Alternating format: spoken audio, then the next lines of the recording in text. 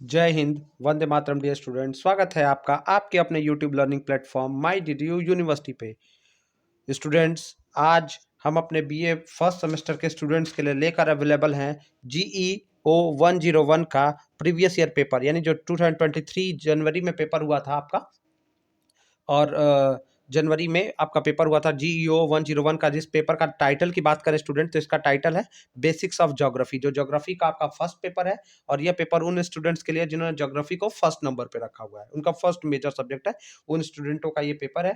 तो स्टूडेंट आइए देखते हैं प्रीवियस ईयर में कैसे पेपर आए थे और उसका राइट आंसर क्या है। स्टूडेंट, आपको साथ ही साथ बताना चाहूंगा कि हमने चैनल पे GEO 101 का 2022 का भी एक previous year paper already upload कर रखा है, तो उसको भी जाकर चेक कर लीजिएगा। फ्रेंड्स से वीडियो को लाइक करिएगा, सब्सक्राइब करिएगा, शेयर जरूर करिएगा, इससे हमें बहुत सारा मदद मिलेगा। हम आपके लिए नए वीडियो ले आएंगे। तो बिना टाइम वेस्ट किए आपको ले चलते हैं क्वेश्चन की तरफ और जानते हैं उनके राइट आंसर क्या है। पहला क्वेश्चन देख लेते हैं स्टूडेंट।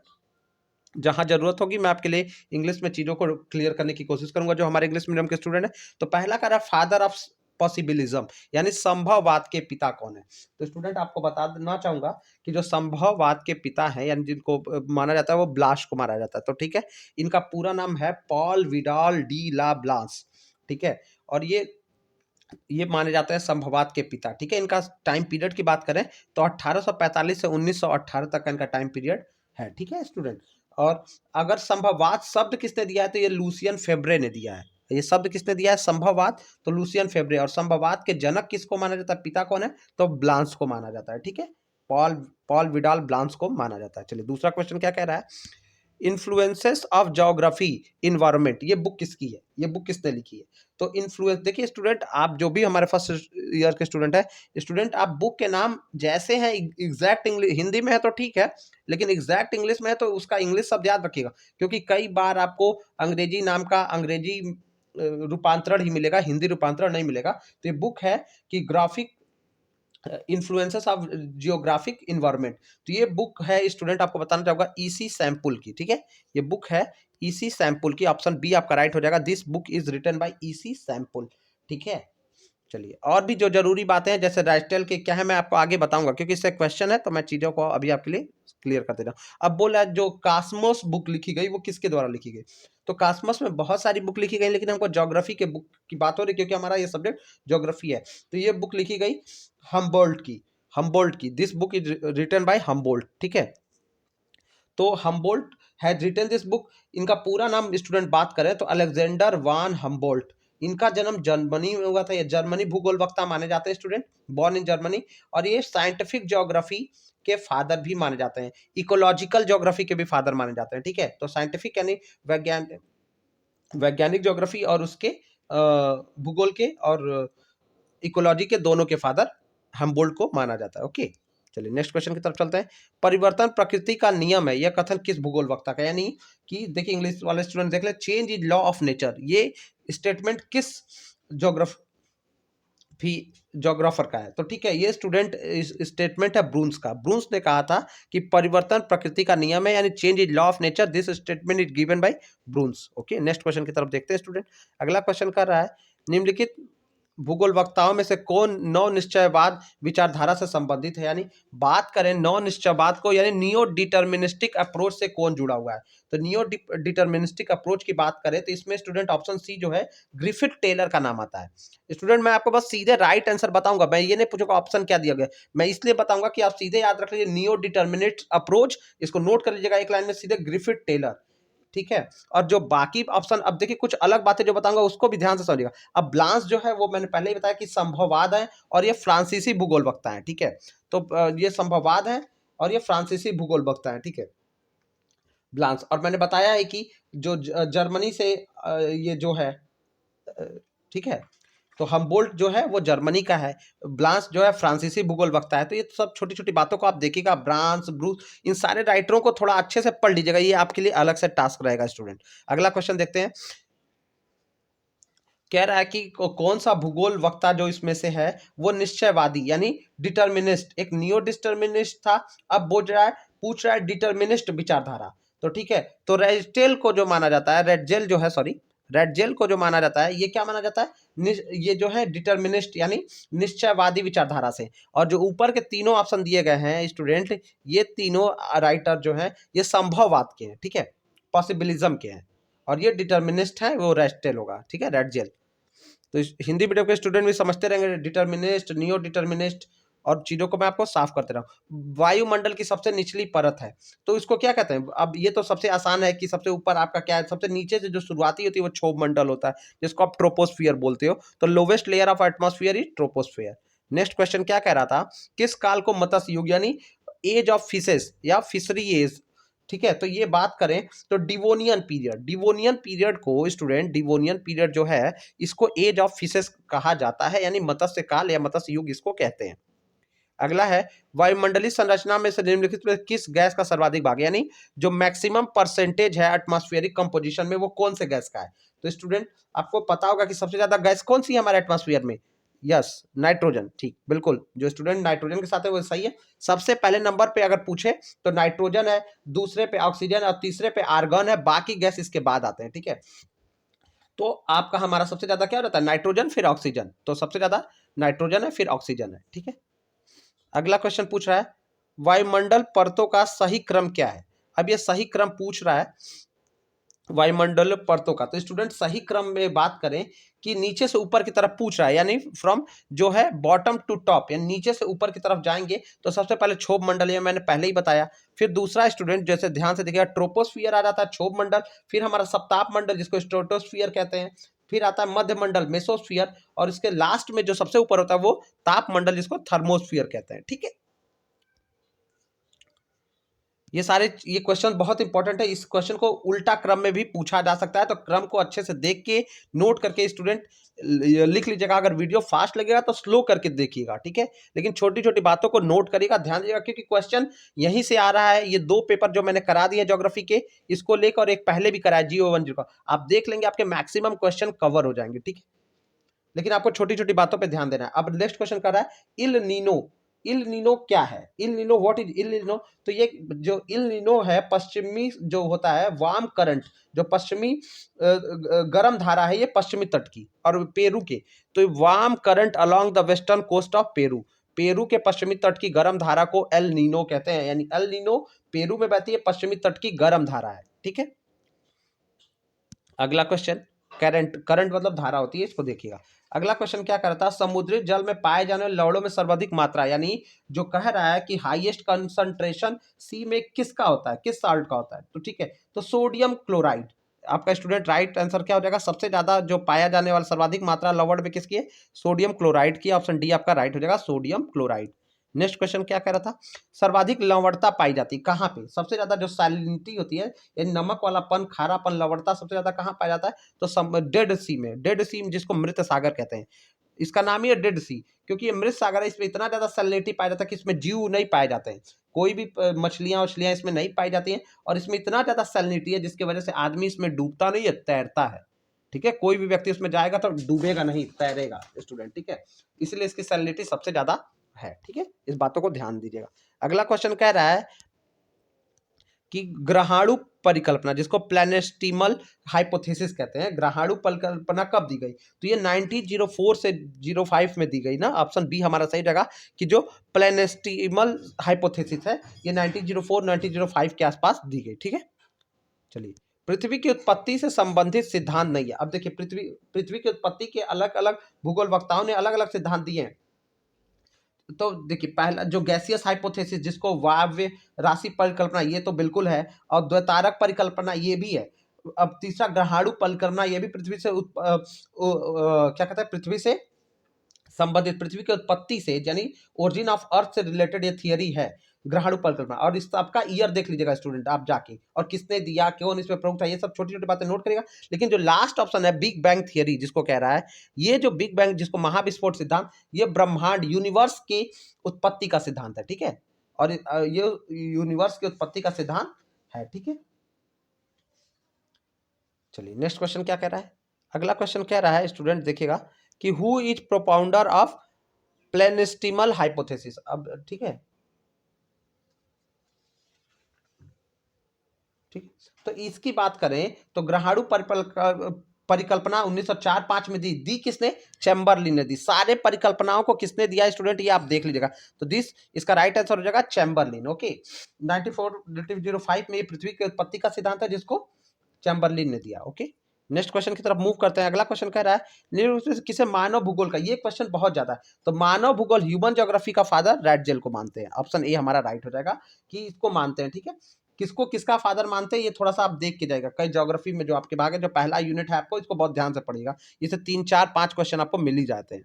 अगला है और कुंडे वॉज रिटन बाई, तो अर्डकुंडे जो है, अर्डकुंडे ये किसने लिखा है? ये रीटर की बुक है। ठीक है, ये वर्क जो बात करें स्टूडेंट, तो ये this work was written by Ritter. Okay, Erdkunde जो this work was written by Ritter, Ritter की ये रचना है। अगला क्वेश्चन कह रहा है एंथ्रोपोजोग्राफी नामक रचना किसकी है? तो एंथ्रोपोजोग्राफी की बात करेंगे स्टूडेंट, तो ये किसकी बुक है? रैटजेल की। ठीक है, तो ये बुक किसकी है? और उसको फादर भी एंथ्रोपोजोग्राफी जो है, इसका फादर भी रैटजेल को माना जाता है। तो ये लिखा भी है और इसीलिए इसको फादर भी माना जाता है। ठीक है, रैटजेल हो जाएगा। रैटजेल के बारे में स्टूडेंट बात करें कुछ की, पूरा नाम था फ्रेडरिक रैटजेल, फादर ऑफ ये एंथ्रोपोजोग्राफी है, पॉलिटिकल ज्योग्राफी के भी फादर इनको माना जाता है। ठीक है, पॉलिटिकल ज्योग्राफी भी आप याद रखिएगा। अगला क्वेश्चन जो हमारा 20वां प्रश्न है वो क्या कह रहा है कि पृथ्वी की उत्पत्ति में उत्पत्ति विषयक लाप्सा की थियरी हाइपोथेसिस है, वो परिकल्पना का नाम है। तो जो पृथ्वी की उत्पत्ति विषयक लाप्सा की जो परिकल्पना है उसको हमको क्या कहते हैं? नेबुलर हाइपोथेसिस कहते हैं। जो लाप्लास की जो हाइपोथेसिस है उसको क्या बोला जाता है? नेबुलर, यानी निहारिका परिकल्पना। ठीक है, नेबुलर परिकल्पना, नेबुलर हाइपोथेसिस, जिसको निहारिका परिकल्पना हिंदी में हम कहते हैं। ठीक है, तो याद रखिएगा। इस क्वेश्चन बहुत इंपॉर्टेंट है स्टूडेंट, तो इसको आप थोड़ा सा देख रहे हैं कि लाप्लास का हाइपोथेसिस है, तो इसको नेबुलर हाइपोथेसिस को जानते हैं। ठीक है, अगला क्वेश्चन, ज्योग्राफी शब्द का सर्वप्रथम प्रयोग किसने किया? तो ज्योग्राफी शब्द का ये जो है इरेस्टोथनीज, इसी को फादर ऑफ ज्योग्राफी, किसी भी तरह की ज्योग्राफी का फादर इरेस्टोथनीज को माना जाता है। इसी को इसने ज्योग्राफी शब्द का फर्स्ट टाइम यूज किया था। ठीक है, इस चीजों को देखिएगा। इतिहास का हेरोडेटस को माना जाता है। चलिए, अगला क्वेश्चन है वैज्ञानिक आधार पर पृथ्वी की उत्पत्ति को सर्वप्रथम समझाने का प्रयास किसने किया? कि try to explain origin of earth on a scientific basis, वैज्ञानिक तर्क के आधार पर पृथ्वी की उत्पत्ति को समझाने का कॉन्सेप्ट किसने किया? बफन। बफन का इसमें नाम, आपका राइट आंसर हो जाएगा बफन। नेक्स्ट क्वेश्चन क्या कर रहा है? Who is known as father of geography? अब देखिए, फादर जो जिसने शब्द दिया है वही फादर का जनक है, तो ऑप्शन हमारा ए सही हो जाएगा। ये इस तरह के क्वेश्चन हो सकता है स्टूडेंट आपको आए, लेकिन ये जरूर याद करके जाइएगा। हमबोल्ट और रैटजेल और ये जो इरेस्थनीज, इनको जरूर दिमाग में रखिएगा। ठीक है, और ये जो सिद्धांत है, ग्रहाणु परिकल्पना है, पृथ्वी की उत्पत्ति की परिकल्पना है, इनको देख के आप जाइएगा। स्टूडेंट अगला कह रहा है पृथ्वी की उत्पत्ति संबंधी वाय राशि, जो कह रहा है, यानी जो कह रहा है कि गैसियस हाइपोथेसिस जो है, वो कह रहा है कि ओरिजिन ऑफ अर्थ ये किसने दिया था? तो जो वाय राशि परिकल्पना किसकी दी गई है? तो ये कांट की। ठीक है, ऑप्शन राइट हो जाएगा बी, कांट। अगला क्वेश्चन मूव करते हैं। कांट ने वायु राशि परिकल्पना, देखिए यही दे दिया आंसर भी, तो कांट ने वायु राशि परिकल्पना किस ईयर में प्रस्तुत की? तो ये ईयर मैंने बोला था ना, सारी परिकल्पना का ईयर देखे जाएगा। इसका राइट आंसर हो जाएगा 1755, ऑप्शन सी हमारा सही हो जाएगा कि कांट ने जो गैसियस हाइपोथेसिस 1755 में दिया था। हाइपोथेसिस इसलिए कहते हैं स्टूडेंट कि एकदम इसको हम सही नहीं मान सकते, लेकिन ये एक अंदाजा है, एक अनुमान है किस तरह से ये सारी उत्पत्ति हुई होगी। अगला कह रहा है पृथ्वी की उत्पत्ति संबंधी ज्वारीय परिकल्पना, यानी जो टाइडियल जो हाइपोथेसिस है, वो origin of earth was given by, तो इसका राइट आंसर याद रखिएगा स्टूडेंट, बहुत इंपॉर्टेंट क्वेश्चन है, जेम्स जीन्स। ये सारे क्वेश्चन इसके और जो पहले मैंने बताया कि 1 साल पहले का जो मैंने प्रीवियस ईयर सॉल्व कराया है, जो 80 क्वेश्चन हो जाएंगे स्टूडेंट, इससे आपके क्वेश्चन बहुत अच्छे कवर हो जाएंगे। जेम्स जीन्स आप याद रखिएगा, जो ज्वारीय परिकल्पना से संबंधित है, टाइडियल हाइपोथेसिस। अगला है द्वैतारक, जिसको बाइनरी स्टार हाइपोथेसिस कहते हैं। द्वैतारक यानी बाइनरी स्टार हाइपोथेसिस, ये क्या है? ये ज्वारीय टाइडियल हाइपोथेसिस है। ठीक है, चलिए, कह रहा है नेक्स्ट क्वेश्चन क्या कह रहा है कि ब्रह्मांड की उत्पत्ति संबंधी बिग बैंग सिद्धांत किसने दिया? अब बिग बैंग थियरी किसकी? बहुत इंपॉर्टेंट क्वेश्चन हो जाता है। और जब हम बात करते हैं स्टूडेंट कि बिग बैंग थियरी जो है, तो इसको जॉर्ज लेमेंटेयर का दिया हुआ है। बिग बैंग थियरी जो है, ये क्या है, जॉर्ज लेमेंटियर का। और बिग बैंग थियरी के बारे में मैंने पहले ही बताया कि ये क्या है, यूनिवर्स से जो आपका रिलेटेड हो, बिग, जिसको महाविस्फोट थियरी कहते हैं। बिग बैंग को बिग बैंग देखिए यहाँ लिख दिया है, जबकि हिंदी नाम है इसका महाविस्फोट सिद्धांत। ये ब्रह्मांड की उत्पत्ति का सिद्धांत है, इस बात को आप याद रखिएगा। इसीलिए स्टूडेंट मैं अंग्रेजी शब्द बोल रहा हूँ, क्योंकि देखिए यहाँ पे सीधे बिग बैंग लिखा हुआ है, जबकि इसको महाविस्फोट थियरी नहीं लिखा हुआ है, इसलिए अंग्रेजी के शब्दों को भी आप ध्यान में देके जाएंगे। नेक्स्ट क्वेश्चन की तरफ आगे बढ़ते हैं।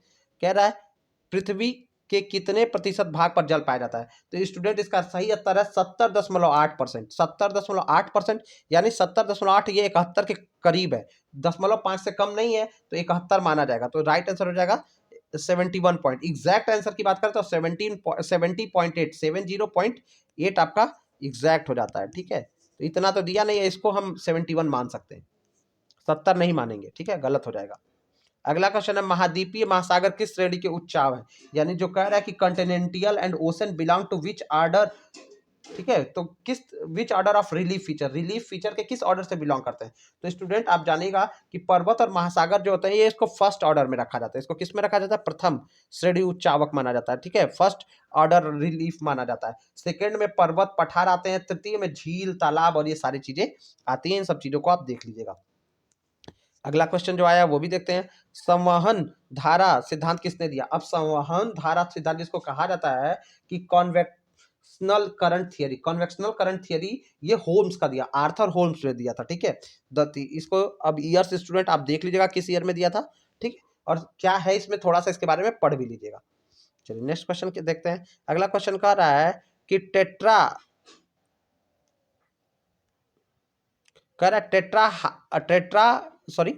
लेथियन ग्रीन द्वारा चतुष्फलकीय सिद्धांत जिसको कहा जाता है टेट्राहेड्रल हाइपोथेसिस बाय लेथियन ग्रीन, तो ये किससे संबंधित है? तो टेट्राहेड्रल हाइपोथेसिस लेथियन ग्रीन का है, ये origin of ocean and continent, ये origin of ocean and continent, यानी बात करें लेथियन ग्रीन का, ये सिद्धांत महाद्वीप एवं महासागर दोनों की उत्पत्ति से संबंधित है।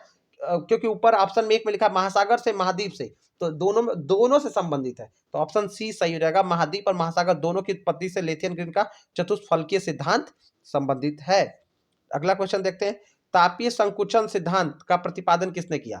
अब तापीय संकुचन की बात हो जाती है स्टूडेंट, जिसको हम कहते हैं थर्मल कंट्रैक्शन।